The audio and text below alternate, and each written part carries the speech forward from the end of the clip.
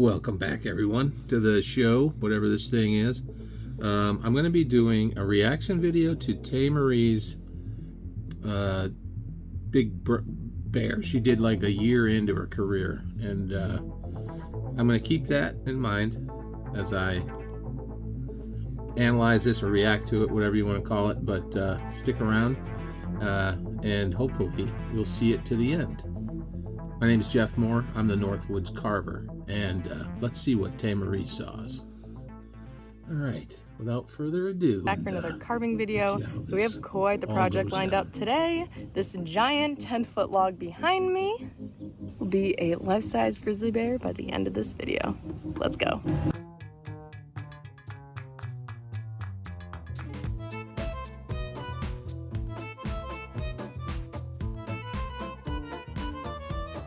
That's a good size log. I also have many dogs. I have 2 dogs, not many, but I have 2, and they're always, oh girl, they're always laying around somewhere by me. Just getting this first big chunk off. Landmark time.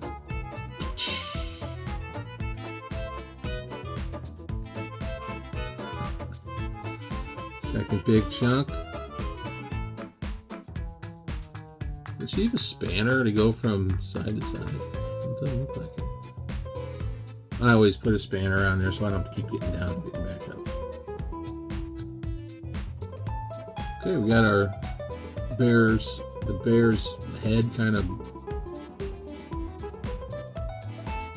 drawn on. And this is where people get in trouble.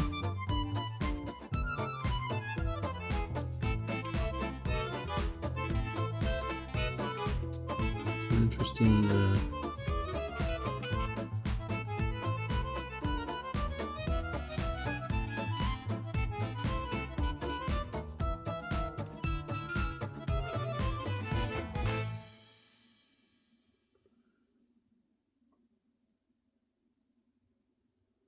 okay, she's getting yeah, so basically you're just drawing all the things that you know for sure are, you're not going to need, and then you just go up and take care of it. It's a unique way to do a bear head.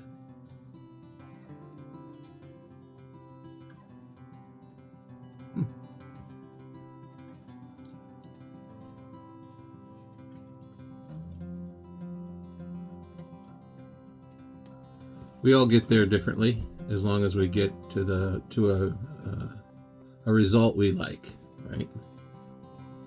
Or one that looks correct. Or at least that looks cohesive to what we're trying to do to the rest of the carving. Man, there's gonna be some big chunks coming off of this thing.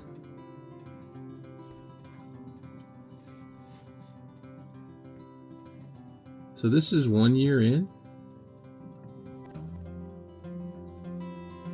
Wow.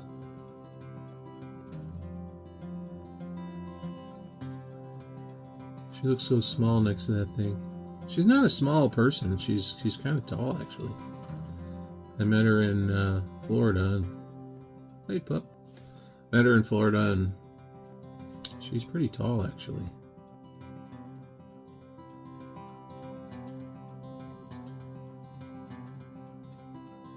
Two-stroke mix.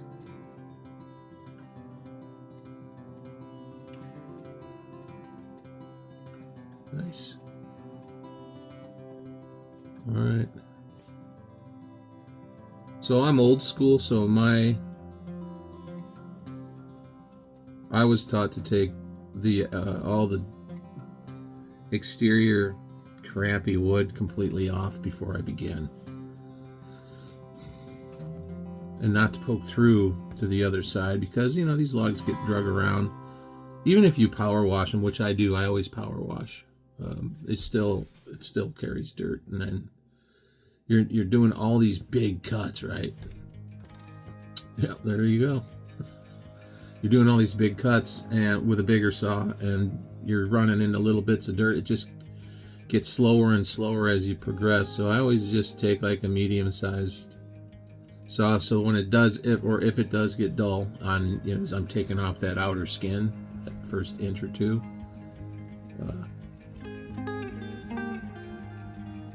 If it does get dull, then it's no big deal to sharpen it, as opposed to a 36-inch bar or something where you're going to be spending a little bit of time doing it. That's just from my experience.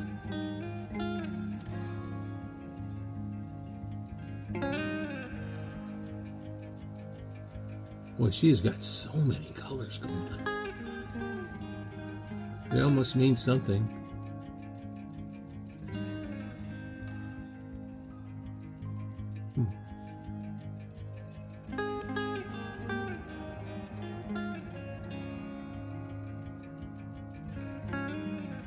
I'm sure her neighbors are like, what the heck? This is a pretty ambitious job for any carver, let alone someone who's only been at it for a year. So, I'm pretty impressed. So I'm not going to be, this is not a knock around video, so I'm not going to beat her up for anything, but I will mention a couple of things possibly. If I see something that could be done a little different or would be beneficial, potentially.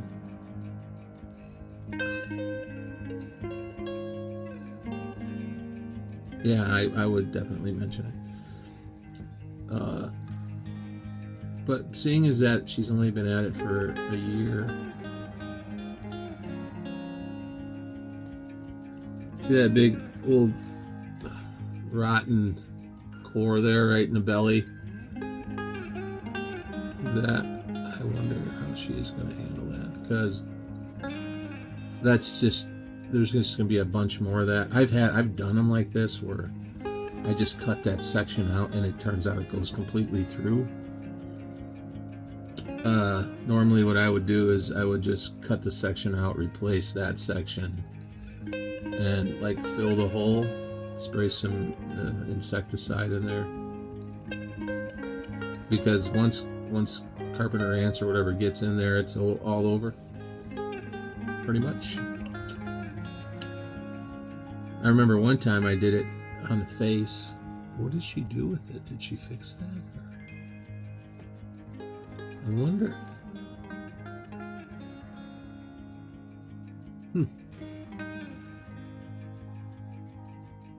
Well, she's not obsessing over the rotten parts, which I would think that would be extremely problematic. But unfortunately, when you get to these big trees this size, especially white pine, anywhere you're going to have knots like that deep in, it's just part of the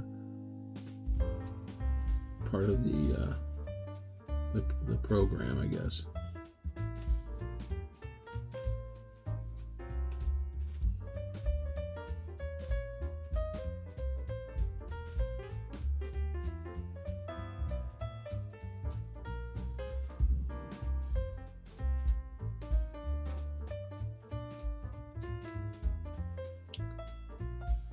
That was convenient to have that right there for her. So next time she goes to put it up, A, it'll be lighter, and B, it'll sit right in there. As long as she doesn't take too much volume off.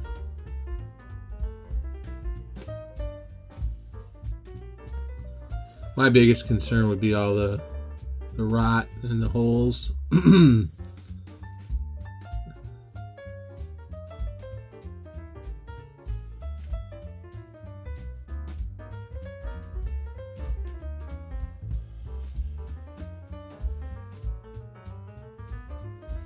I notice this claw style is very reminiscent of Jake Rhodes' claw style.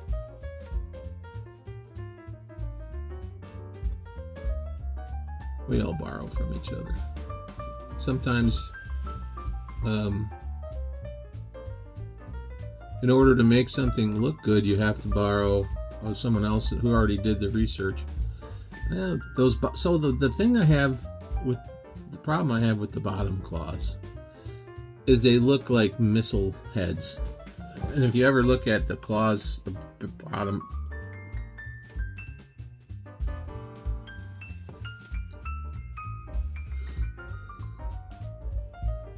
Okay, so if you ever look at the claws on bears, mature big brown bear or black bears, they're not as pronounced as the front claws. And a lot of times there's fur covering everything, and yeah.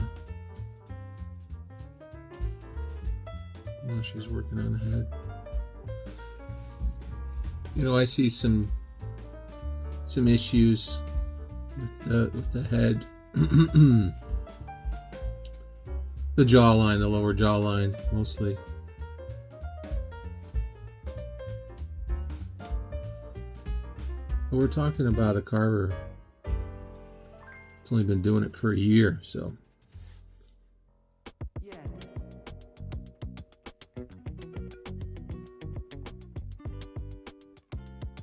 See, from that perspective, it looks great, but when you get up underneath it,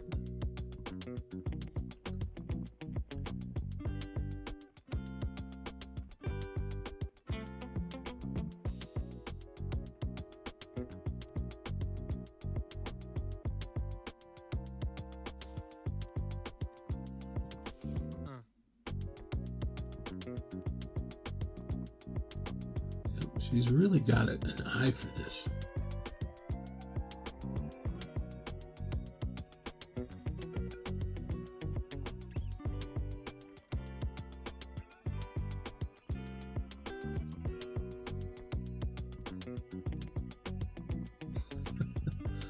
Yeah, that looks like a carving pit. So this is where a lot of carvers get into trouble as well. They either overthink the fur, or they don't think hard enough about it, or directional, or you know where the musculature is. They just kind of put the lines in there to get the thing done, and it doesn't look like it's the case here. But there's identifiers. You know, I like to come up underneath certain areas.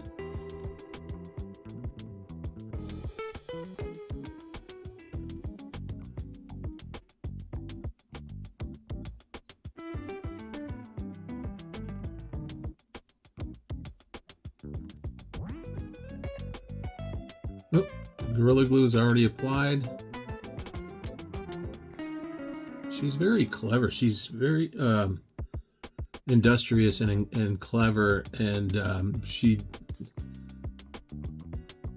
does a lot of this on her own, which is like,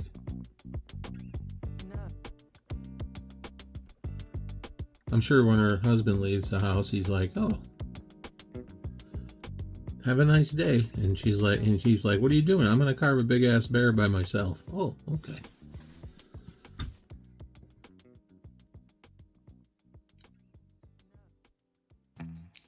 "I'm gonna carve a big ass moose. I'm gonna carve." Does it all by herself. So today is a big day. We are going to be torching Mr. Grizzly and getting him ready for stain either later tonight, if I can get to it in time, or first thing tomorrow morning. So it's been a long road to get here, so this feels real good. So let's torch this big boy up, give him a nice sand down, and we can really start on color, and he's really coming along. So let's go. Yeah, you can see the toes there, the claws, just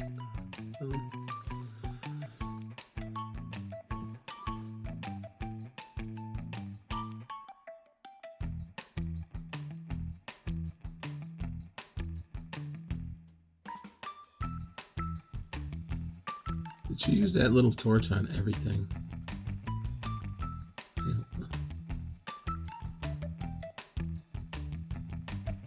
Little flab sand action.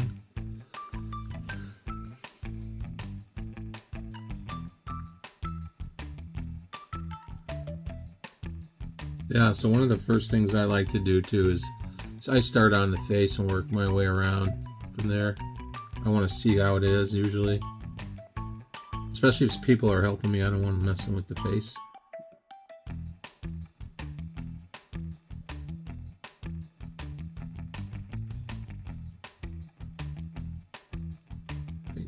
eyeballs.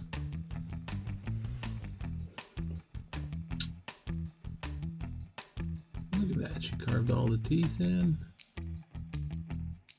Little dry brush on the base.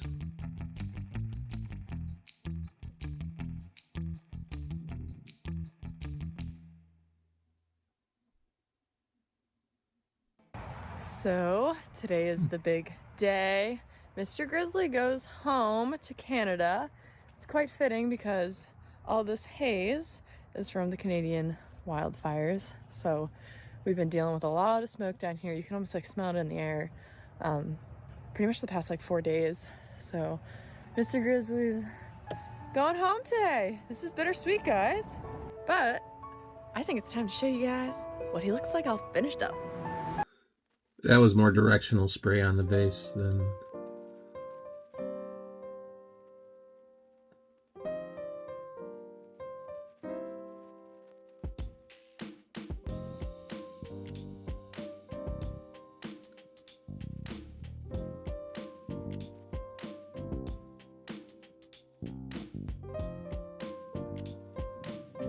Cool.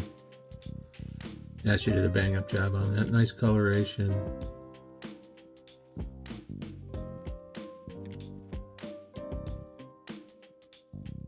She has the, you know, the little dark lines helping to define musculature and fat rolls and fur. And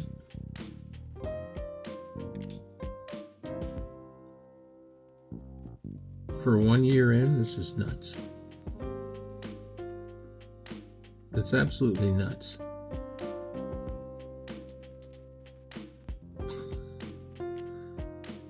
She should be proud of herself, man. She's done some crazy, hard things.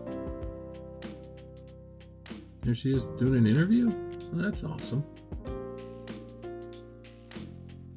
Mr. Bear's big.